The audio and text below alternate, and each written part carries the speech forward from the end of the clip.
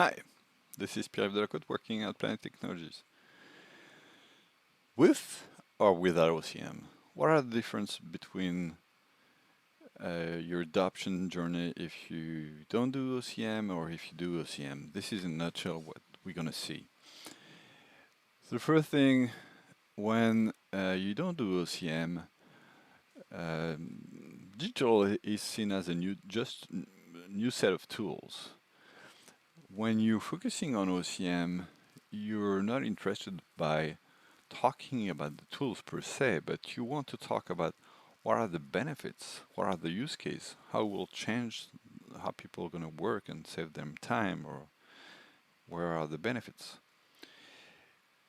When you not doing OCM, you're going to focus on how to use the technology. So on features.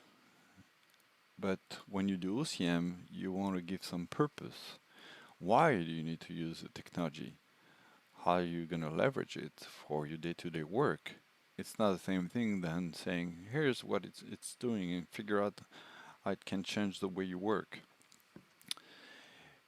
Another way of seeing it, and when you don't do OCM, IT are on one side of the spectrum of the project, and the end users are on the other side, so they're siloed.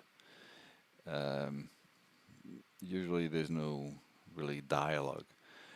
The goal of OCM is to share IT and user constraint needs and have a dialogue to find the right governance and maybe make some compromise about it and align everybody.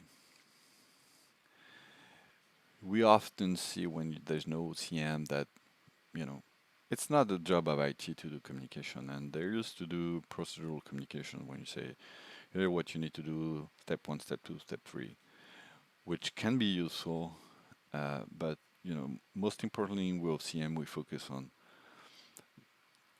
what's in it for me. So when you communicate, you need to highlight the benefits before talking about how to do things. When you don't do OCM, people will learn by themselves, just like what they're doing at home or for the consumer apps. They'll learn by themselves. But with OCM, so we can learn by ourselves. But it's better to learn when you can. We have time first, and also to learn through peers, because what is more powerful to learn through peers than by learning by yourself? I'm not saying you shouldn't learn by yourself, but when you learn with peers, it's contextualized learning. So you learn around use cases regarding your work, and your peers might tell you how to do things. It's contextualized to your work, so you only focus on what's really important for your work. Without OCM, you will probably, as an end user, discover while using the technology what are the restrictions. And you're probably going to be frustrated because you discover that you cannot share your OneDrive externally, for example, or other restrictions. When you include OCM, the goal of OCM is to have this dialogue between IT and end users. And so everybody can better understand the governance, why it was made like that. It might not be satisfying for everybody, but at least you understand why the decision has been made and you don't discover it on the spot. When you're not doing OCM, you're exposed to a bunch of usage services with overlaps, and you're confused what to use when. So you're probably gonna, if we talk about Microsoft 365, you're probably gonna use OneDrive and SharePoint and Teams and Outlook depending on whatever criteria you have this day, because there's no alignment. When you're doing OCM, you try to align behaviors, at least to recommend them. You don't enforce people to do it one way. There might be use cases when you need to do it other ways, but at least you can give some guidance, and then you better know when to use what. So when you're going to use OneDrive for what use case, when you're going to use Teams for what use case, etc. With that OCM, usually you don't care about measuring adoption. You just deploy technology because that's your goal as an IT department. You're responsible to deploy the technology. And I will say it can be normal. But when you do OCM, since you have this dialogue with the business, with the users, the goal is first to measure adoption and adjust your plan and maybe adjust some training assistance content. But also, it's measuring is not just having data. It's also measuring can be done by asking people what are they doing, where they're struggling, where they're successful, and share those best practice with peers, so they can have new ideas of how to do things, because they're gonna see it has been successful. They're gonna see it in a context that resonates with their work. So that's how also you can measure and take advantage of this measure. Without OCM, we have some data from some customers where they deploy the first wave of technology, deploy a new technology with some content, some online video, and they found out that 70% of help desk calls were due to this deployment, because people were struggling. They didn't maybe adapt the email, they adapt the training. They don't know what it is about. They're lost. They were so focused on their day-to-day job, they didn't focus on this change. With OCM, since you're building some awareness prior, you're probably also leveraging champions to amplify this awareness. We have some customers who saw that with OCM, there were only 10% of help desk calls due to the deployment.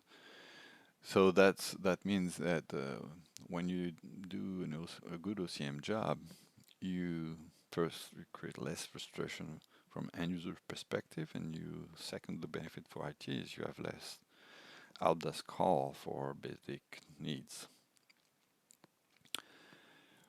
When you're not doing OCM, you probably deploy the technology with some awareness, readiness, but after a few weeks, people go back to old habits. With OCM, we're not just stopping in the strategy we design, not stopping just around the deployment phase where we create a readiness awareness, but we also entertain the change, we sustain the change, we sustain the communication, we sustain the training, we sustain sharing experience, we reward successes, we learn from failures. It's an ongoing process. Learning is an ongoing process. It's not just one shot. You learn once and you know it all. It's a constant learning curve. So when you're not doing OCM,